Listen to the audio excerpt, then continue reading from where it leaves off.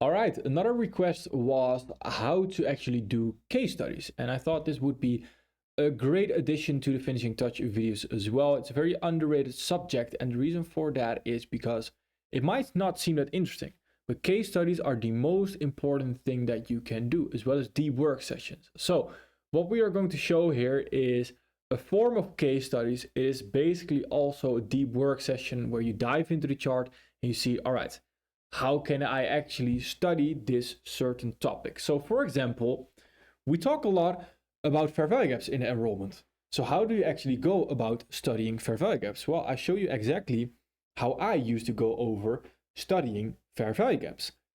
Very simply, what you do is this can be any Notion page, right? Can also be something different, can be even a pen and paper. I don't care how you do it, as long as there's some form of studying. That is the most important part. And I want to create case studies on fair value gaps right there. I turn that into a page. And here I'm going to write everything down that comes to mind. And eventually I might add pictures, etc. So I just simply start off on any time frame. And you can again study a particular time frame. If you want to study the monthly, the weekly, the daily, whatever you want to study, then of course you can do that. And I simply go over the fair value gaps. So I mark out fair value gaps right there. I see a fair value gap right there, fair value gap right there. I see a fair value gap right here as well, which we came into actually. And this fair value gap, and of course I've already studied this before, so it might be a little bit different because I already have the knowledge and the experience to see it, but very simply said right there, this fair value gap, well, eventually that does not create a new fair value gap lower. All right, that's quite interesting. So after we go into consolidation, then the first fair value gap being created is a bullish fair value gap right there. Then eventually we continue higher. We respect those bullish fair value gaps, respect again this bullish fair value gap right there. And then eventually, same situation happens where we do not create a new bullish fair value gap, but we do continue higher after sweeping this low. Why does that happen then? Is there a time factor? Is there something on the higher time frame for that? For example, all things we can note down, right? So here, the not how can I write this down the best is the lack of creation of a new FVG does not mean that we are going to reverse immediately. So this is where understanding of different time frames as well comes in.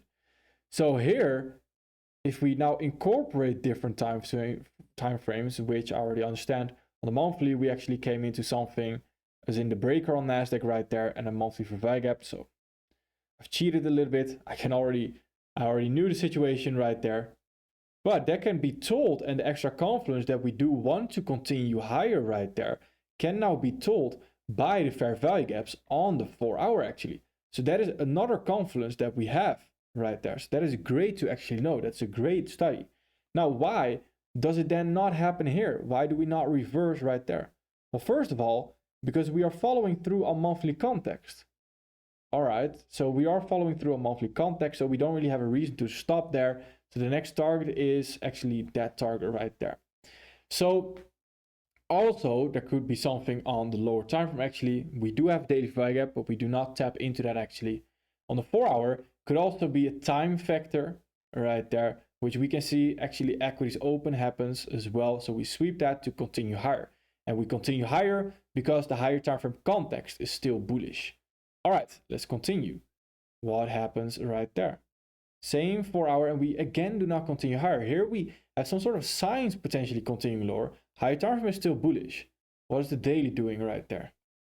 The daily, now the daily is coming into this daily fair value gap right there. So the higher time frame is quite important to understand because we will come into those fair value gaps most likely.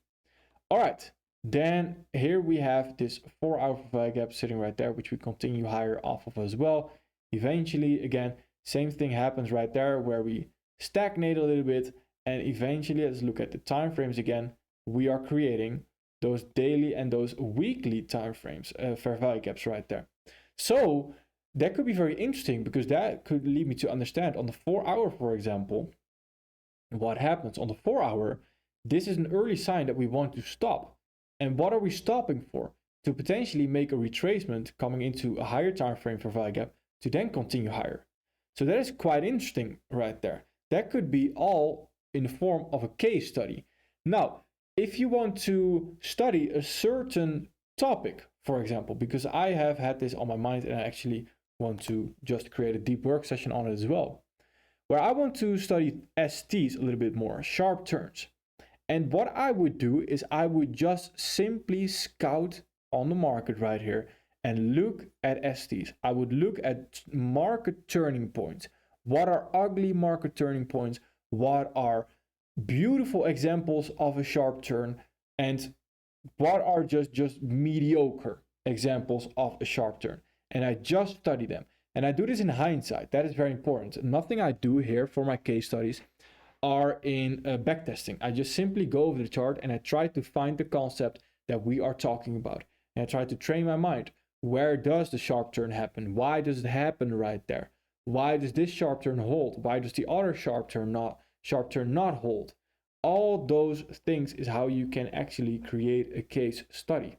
So to go over a few of the STs, what I would like to do, and what I do tend to do as well, is first of all, I go into hindsight right there and I see what happened.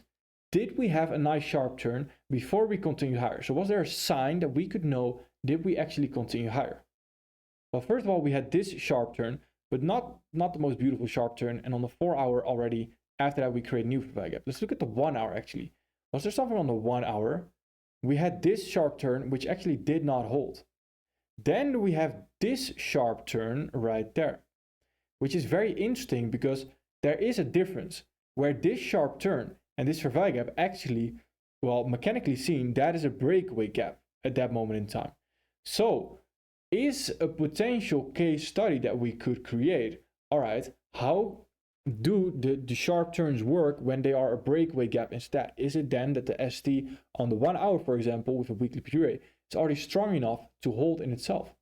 So let's dive a little bit deeper into this, of course. Now, with backtesting and with hindsight backtesting like this, it is very easy to pick out the hindsight examples. So that is also very important to understand, where you also want to sometimes go into, all right, we also have this, for example, right there, that example. And we also have other PDRAs that might not have held at that moment in time. So that's quite important to do as well, because if we have the same exact sharp turn, then there's not necessarily a difference, right? Where eventually, and why backtesting is not that effective as well, or hindsight backtesting is quite effective to train your eyes, but eventually it all needs to be done in live trading because conditions really vary in live trading, as in your thought process is a lot different as well. So on the 1-hour, let's dive into it again and let's look at those examples. Here we have a huge gap. That's a Sunday gap, so let's not count that.